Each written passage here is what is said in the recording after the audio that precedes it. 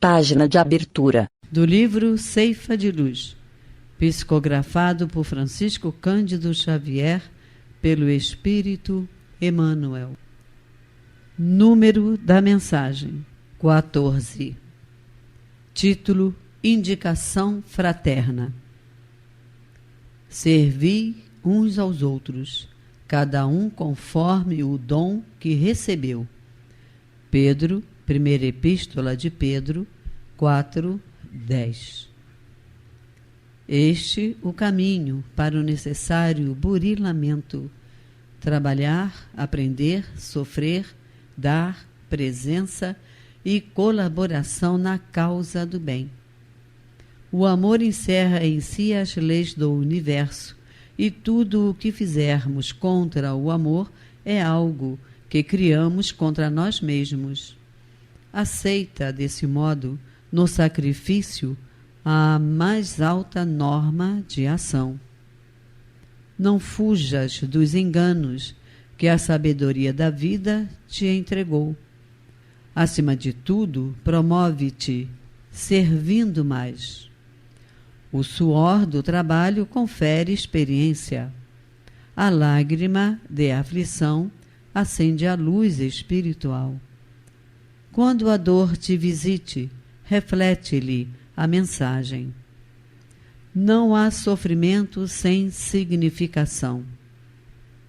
Não fosse a prova e ninguém conseguiria entesourar compreensão e discernimento. Nos dias de desacerto, ainda quando te reconheças na sombra do fracasso, levanta-te, reinicia a tarefa e contempla de novo a bênção do sol, na convicção de que o erro, superado, nos ensina indulgência, amolecendo-nos o coração a fim de que venhamos a entender e desculpar as faltas possíveis dos semelhantes.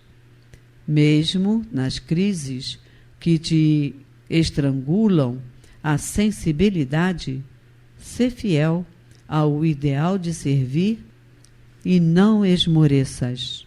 Não esperes por descanso externo, quando não tiveres a paz dentro de ti. Haja o que houver, não te interrompas na tarefa em execução para ouvir sarcasmo ou censura. Oferece o melhor de ti aos que te compartilham a estrada e, conservando a consciência tranquila, trabalha sempre, lembrando a cada momento que, assim como o fruto fala da árvore, o serviço é a testemunha do servidor. Emmanuel. E agora, a palestra. Olá, companheiras e companheiros do Grupo Espírita Francisco de Assis. Continuamos os nossos estudos de O Livro dos Médiuns. Estamos no capítulo 19, que trata do papel do médium nas comunicações. Até agora, nas últimas semanas, temos estudado o item 223, que abre o capítulo, e que, na verdade, é uma série de perguntas propostas por Kardec para discutir esse papel do médium nas comunicações.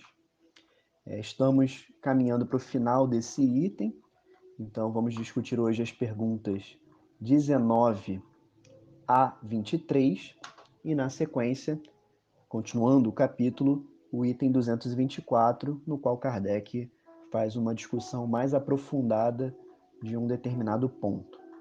Então, vamos ao nosso estudo de hoje. A pergunta 19, que abre os nossos estudos nesse dia, pergunta o seguinte: um médium de inteligência bem reduzida poderia transmitir comunicações de ordem elevada? Então a gente vê aqui uma preocupação de Kardec que, no fundo, expressa, assim como outras que a gente já viu, por exemplo, anterior, né? Se uma pessoa que não sabe escrever poderia escrever como médium, ele está sempre discutindo o quanto no fenômeno mediúnico é papel do médium e o quanto é papel do espírito, quais são as limitações. Ele está explorando as várias facetas desse processo. E a resposta dos espíritos à questão sobre a inteligência do médium é que sim, um médium com uma limitação intelectual pode sim transmitir comunicações de ordem muito mais elevada do que seria compatível com ele.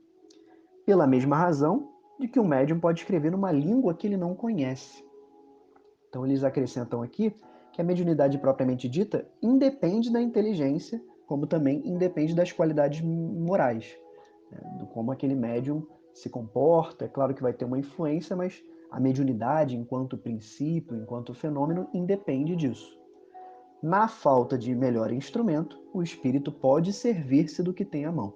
Então, nessa frase, a gente percebe que, embora do ponto de vista factual realmente independe, mas, na prática, o que a gente tem é uma interferência. Então, assim, na falta de um instrumento melhor, pode se servir, mas é claro que é melhor ter um bom instrumento. Então, eles desenvolvem melhor o assunto, dizendo que para comunicações de uma certa ordem, é preferível um médium que oferece menos obstáculos materiais. Então, sempre que possível, o espírito vai buscar um médium que tenha a afinidade adequada, as condições adequadas para transmitir a mensagem que é do intuito do espírito. E por fim, ele faz mais uma consideração. Ele usa aqui a palavra idiota, né? E aí cabe para a gente, como uma ressalva temporal, a gente discutir que no século XIX esse era um termo médico. Termos como idiota, imbecil, cretino, hoje são entendidos simplesmente como xingamentos. Mas à época, no século XIX, eram termos médicos. Eram termos para descrever pessoas com limitações intelectuais.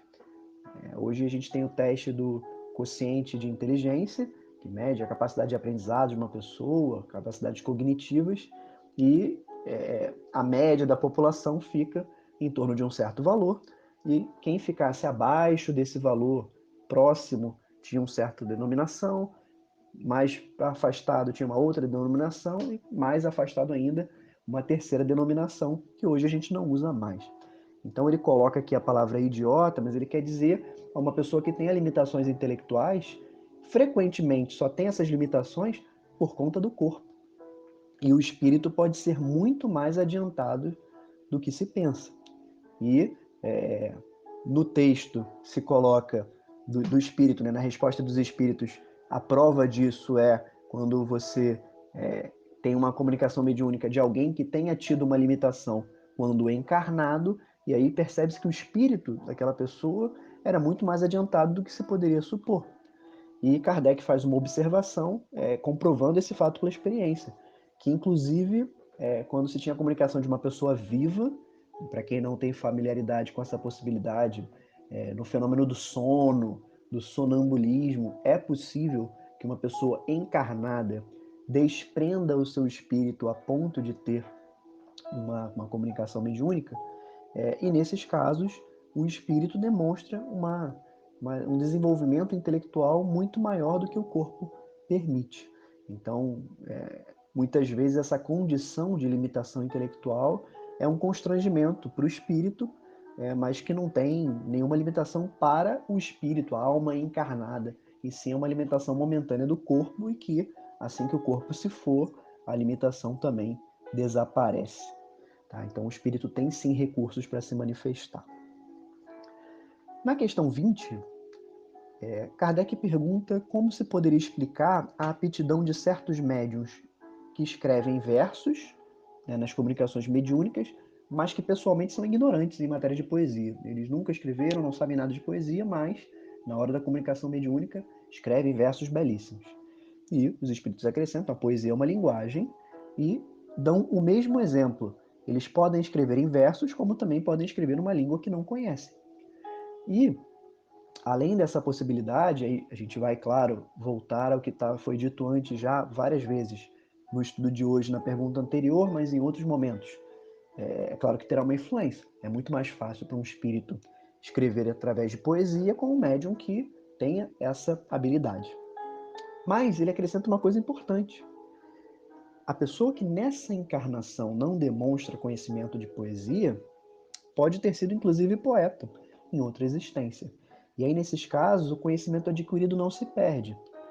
A gente pode não conseguir acessá-lo aqui, nessa existência, mas como a mediunidade é um contato entre dois espíritos, pode se utilizar de capacidades do médium que nem ele sabe que tem, porque vieram de outras existências e nesse momento não estão ativas. Tá? E, claro, depende do próprio espírito também. Se for um espírito superior, ele já vai ter desenvolvido todas essas habilidades, mas se for um espírito imperfeito, ele pode ter as suas próprias limitações. Tá? Kardec estende a pergunta no item 21 para a aptidão do desenho e da música, e a resposta é a mesma, né? São expressões do pensamento. Então, as artes, de modo geral, partem desse mesmo princípio. Na 22, ele questiona se essa expressão do pensamento pela poesia, o desenho, a música, depende unicamente do médium ou também do espírito comunicante. E aí, é claro, fica parecendo redundante, mas a gente já observou aqui muitas vezes, e vamos observar outras, Kardec tinha esse procedimento. Ele perguntava a mesma coisa de maneiras diferentes para conferir se realmente a resposta era aquela. Então, para a gente parece redundante, mas ele estava perguntando para vários espíritos diferentes, em ocasiões diferentes, e vai compilando as respostas de modo que a gente consiga perceber a coerência do pensamento. E os espíritos respondem dizendo que algumas vezes depende mais do médium, outras depende do espírito. Então, é a limitação que a gente conversava sobre os espíritos superiores, que têm todas as habilidades, os espíritos inferiores têm suas limitações e o médium tem as suas também. Então, tudo isso vai ter que ser conjugado para o resultado final da comunicação mediúnica. E a última pergunta que ele faz nesse desenvolvimento de 23 questões sobre o papel do médium nas comunicações não tem a ver diretamente com a mediunidade, mas acaba sendo uma pergunta natural diante de tudo que a gente viu aqui. Ele questiona por que uma pessoa dotada de um grande talento numa existência não possui esse mesmo talento na existência seguinte, como foi falado, por exemplo, de uma pessoa que seja poeta, na outra encarnação não é mais poeta, não conhece nada de poesia supostamente, mas consegue transmitir comunicações mediúnicas e essa habilidade pode ajudá-lo. E os espíritos esclarecem que não é sempre assim. Muitas vezes um espírito desenvolve um talento e na outra encarnação ele continua desenvolvendo aquele talento. Então, isso não é uma regra. Você desenvolveu uma coisa e não vai desenvolver na outra encarnação. Tá? Mas o que pode acontecer é que uma faculdade que já está num nível superior seja adormecida por um certo tempo para que o espírito possa se concentrar em desenvolver outras habilidades. Então vai ficar ali como se fosse uma semente e que vai germinar de novo, mas que sempre tem algum sinal ou uma vaga intuição. Nada é perdido. Pode no máximo ser adormecido, mas esse desenvolvimento vai acompanhar o espírito para o resto da sua existência. E no item 224, que é a continuidade do capítulo, mas é o nosso último item de hoje, Kardec, nesse item, discute exatamente os dois exemplos que a gente viu que os espíritos deram. Um espírito pode fazer isso tanto quanto ele pode fazer o médium escrever numa outra língua. E aí é preciso desenvolver melhor esse ponto. Aí Kardec faz os seus apontamentos dizendo que o espírito comunicante compreende todas as línguas, porque o espírito ele tem a linguagem do pensamento. Não importa com que linguagem você fala com ele, porque na verdade o que ele está fazendo é ler o seu pensamento. Então, para ele não tem essa limitação. Mas para transmitir, aí ele precisa do instrumento. Ele consegue compreender tudo que a gente fala em todas as línguas, mas na hora dele transmitir um pensamento, ele é obrigado a se servir de um médium que vai ter que escrever uma certa língua. Ele não pode, a gente não tem a capacidade, enquanto encarnados, de simplesmente pegar o pensamento. O nosso pensamento é modelado por uma língua, por uma linguagem, de alguma maneira, ele tem que se materializar. Então, essa alma do médium, que também é um espírito, que portanto também tem a linguagem do pensamento, ela vai ter que traduzir para o seu corpo de alguma maneira. E é óbvio que esses órgãos do médium, né, que ele vai usar, seja a fala, seja a escrita, enfim, vão ter uma flexibilidade para a sua língua materna, que não vai ser a mesma para uma língua que eles não conhecem. Então, para quem estuda línguas, sabe que isso acontece, né? Quando você fala numa língua diferente, é até mais cansativo. O seu aparelho fonador não está acostumado a articular aquelas sílabas, aquelas palavras com aquela entonação, daquela forma. Então, quando você fala o R, como aqui no Rio de Janeiro se fala, é diferente de São Paulo. E se você falar o R dos Estados Unidos, é diferente, o R francês, né? Então, são articulações diferentes, que inclusive quando as pessoas aprendem outras línguas, elas ficam cansadas de falar porque ela está falando de um jeito que ela nunca falou antes. Enquanto na nossa língua materna, desde pequeno, a gente já está com o músculo propriamente indicado para aquele tipo de fala, né? Para aquele tipo de língua. Então, o que acontece com o médium é que, naturalmente, ele vai ter um rendimento muito melhor se ele falar uma língua que ele domina. Pode acontecer, por exemplo, dele falar francês e dar uma resposta em inglês. Sim, se o espírito quiser, e se o médium puder ter essa desenvoltura.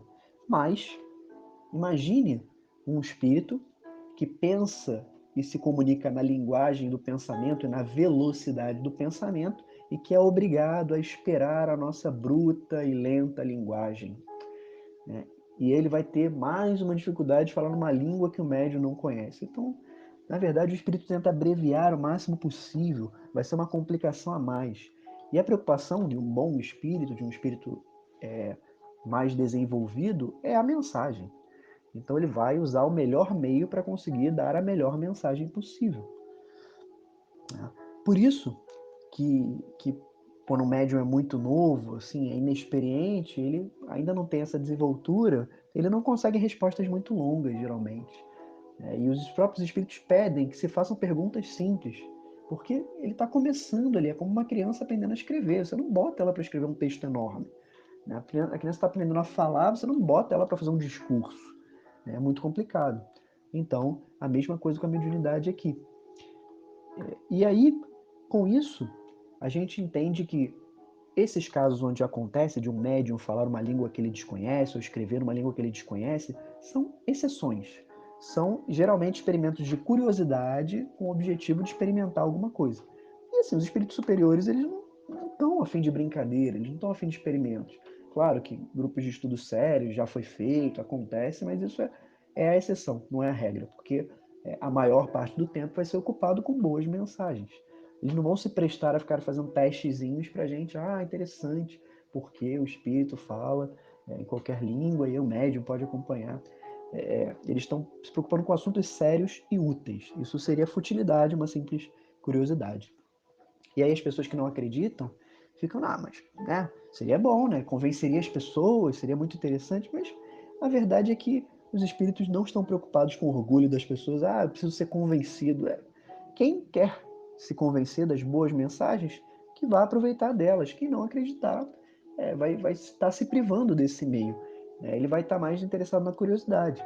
E a verdade é que mesmo que aconteça, a pessoa vai imaginar que pode ser um truque, fizeram um combinado antes, então só satisfaz a curiosidade mesmo e nunca vai ter um fim muito sério. Então, ele compara aqui, inclusive, com Jesus, né? A resposta dos espíritos não é... Jesus ficava fazendo milagres para todo mundo, né? que precisava ser convencido. Quem foi que ele escolheu, né, para estar junto com ele? Eram os pobres, eram os pescadores, eram os publicanos, pessoas consideradas de pouco valor, de má vida, porque ele precisava de quem realmente pudesse entregar aquela tarefa e deixou uma mensagem que transformou completamente o mundo.